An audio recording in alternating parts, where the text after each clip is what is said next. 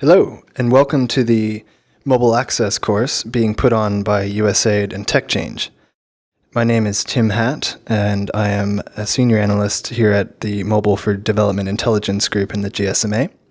Today we are going to be using this session as an overview to the Mobile Access course, first talking about the overall market in the mobile sector across the developing world, and then treating each of the barriers that have been identified to mobile access in turn.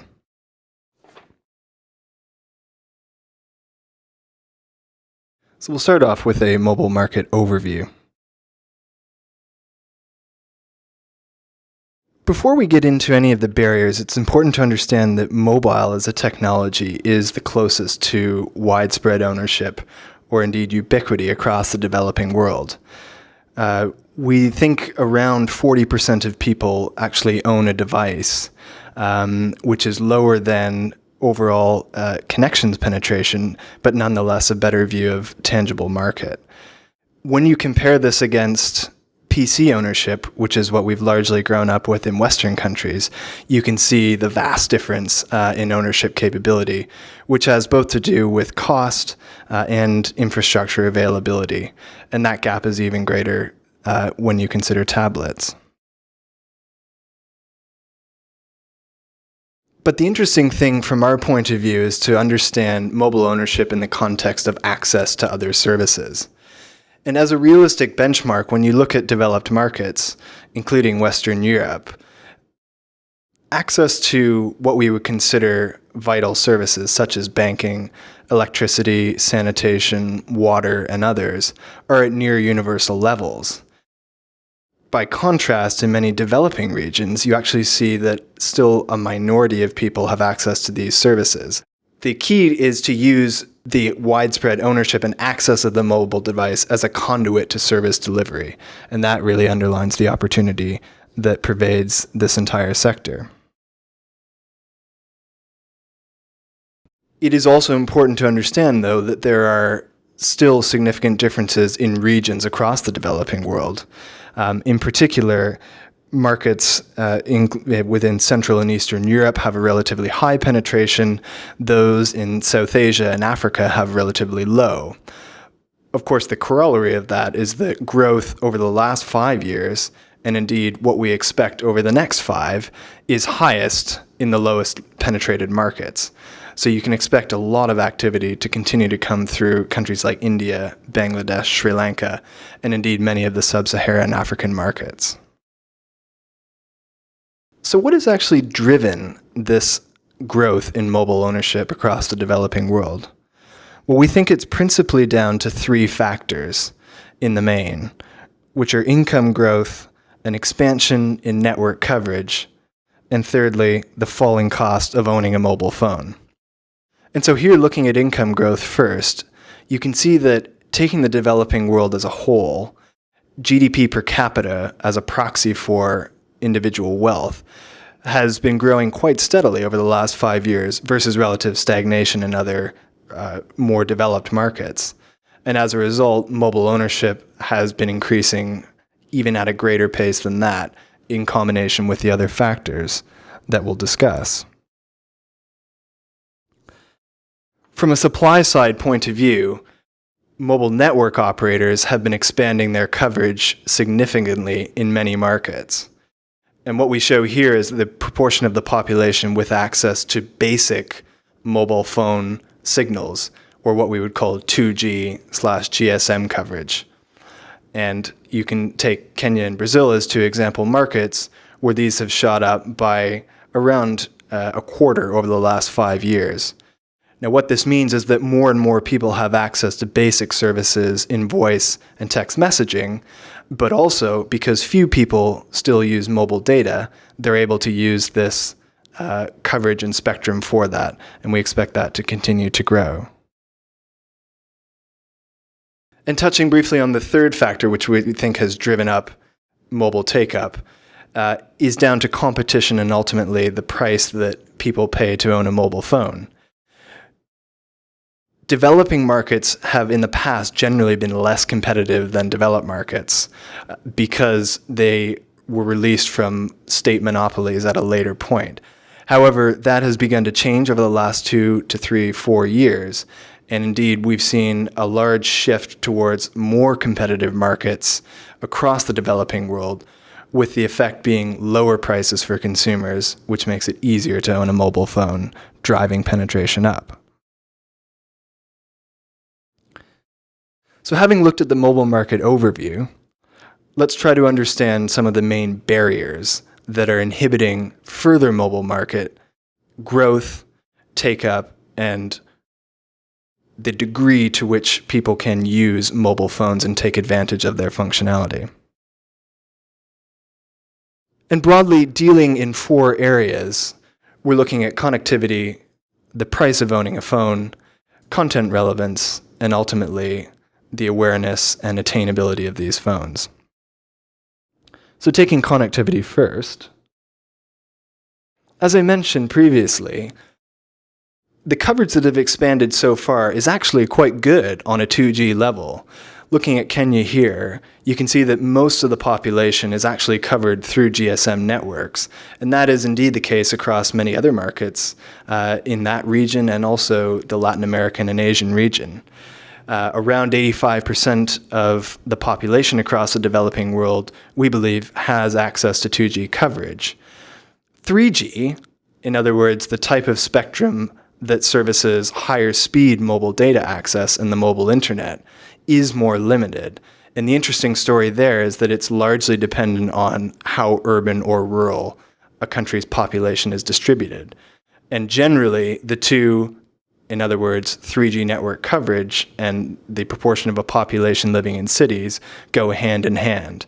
The higher the population in cities, the higher the proportion of the population covered by 3G.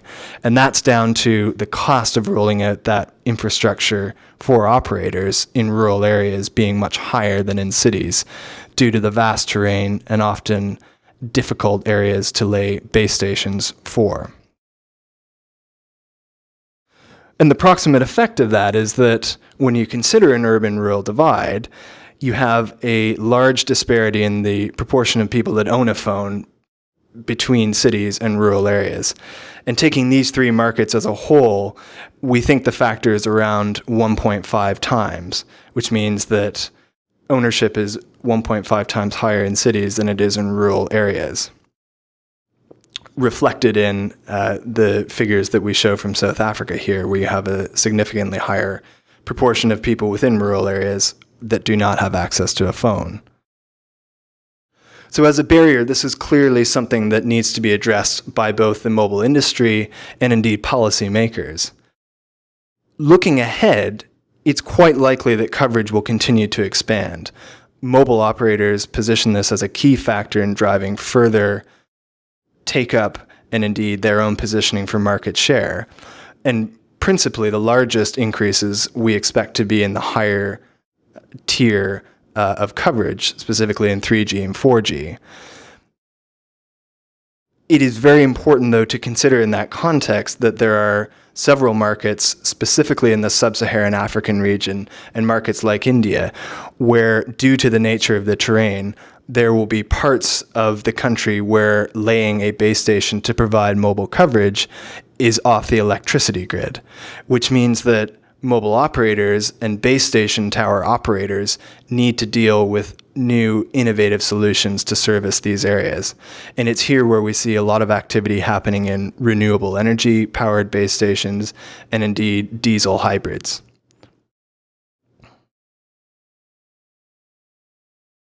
So moving on to affordability and the cost of ownership. As we touched on before, the mobile market across the developing world has been quite high growth, and indeed has rewarded operators with significant revenue growth. What you see, though, is as a proportion of income, the cost of owning a phone is generally higher in developing markets because people earn less money. The interesting thing, though, is that the elasticity, in other words, how sensitive people's purchase decisions are to the cost of what they're purchasing is not as high as you would think in developing countries. And using data from South Africa, we can see that even the poorest households earning less than $5 or sometimes $2 a day have a similar mobile ownership level to those of middle income, suggesting that mobile is being treated by many people more as a utility than a luxury.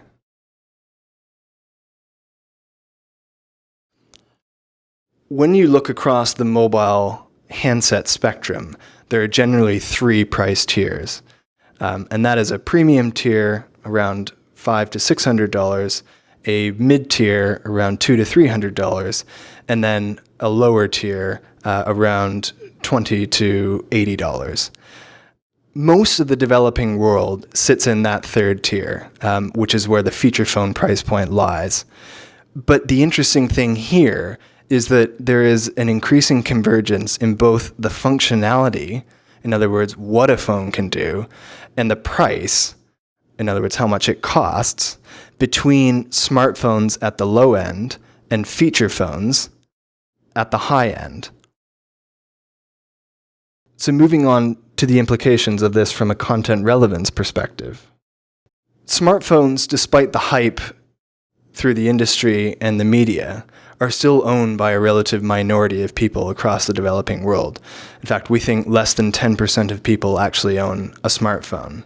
And while this is growing, increasing sales take 2 to 3 years to distill through the user base for people to actually have steady ownership of the device, which means that feature phones are going to continue to make up well over 50% of the handsets in use across the developing world for the next 3 to 4 years.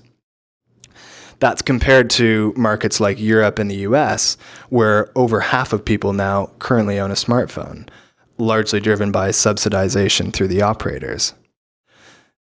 But is that really the important question to be asking?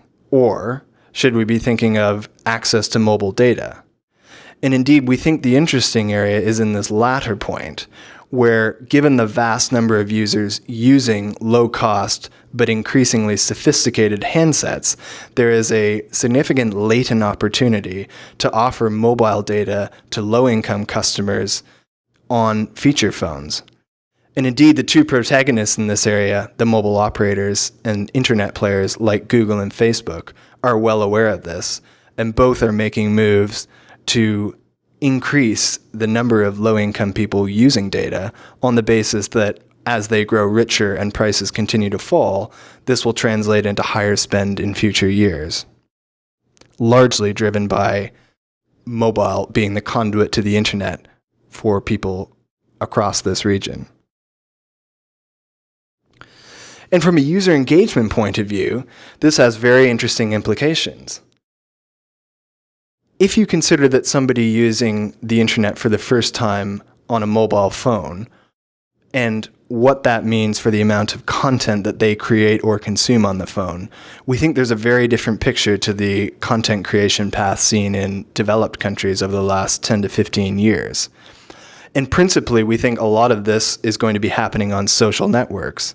Facebook is the poster child, but there are others specific to a given market that have attracted significant followings. Largely, up until the present time, content consumed in developing countries has been created in Western markets and shipped in, which means that it lacks a local relevance and is therefore less attractive to people in those regions. But this is changing with increasing data democratization through feature phones, and we think this is going to continue and indeed accelerate, with social networks being a prime channel for this. And so finally, treating the awareness and attainability barrier. If you look at what we might call the mobile for development market, in other words, mobile-enabled services targeting low and middle-income populations in different verticals like financial services, health, and agriculture, you see that we've had an enjoyable rise in growth over the last 3 years in particular. So there's a widespread presence of these services across the developing world. But the challenge is in making these relevant, in driving a value proposition that in turn drives scale for the providers of these services, This is what has been lacking up to now, and this is the central challenge for this sector over the next 3 to 5 years. And so when we talk about attainability and awareness, we need to get back to the roots to understand what makes people use a certain service. And part of it is the use case for them based on the technology. Mobile phones can use a range of technologies to deliver a service, be it text messaging, be it voice, and increasingly an amount of mobile data usage on feature phones and smartphones. And what we're showing on the top chart here is that SMS usage is currently the most popular. In fact, around 2/3 of all of the mobile for development services we track use SMS as the way to deliver it. But does that really make sense in terms of the populations that are going to be consuming the service? Voice, by contrast, is not as popular and is quite niche within the health and agriculture sectors. But when you consider literacy rates across the developing world, you see that SMS use is largely dependent on people being literate, with only a few exceptions. Which means that when you consider voice, it largely has an unsung opportunity in that lower literacy populations can still use it, which means you're increasing your addressable market. And also, for providers of the service, there are long-term profit implications, which means that they can have more capital to reinvest in the service and be able to conduct more sophisticated measuring and evaluations to make sure the services is ideally tailored to the users. So we'll wrap up there, having treated those 4 barriers independently and having looked at the market context, which provides a lot of reason for optimism, but indeed a call of challenges and a call to action for the mobile industry, government, and the development community as well.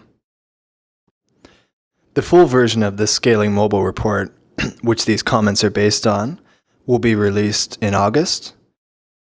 So please visit our website at mobiledevelopmentintelligence.com, where you can download it, as well as all of our other analysis and insights pieces for free, both for your consumption and reference. Questions on the piece that we have presented today, we'll be happy to take in the Q&A.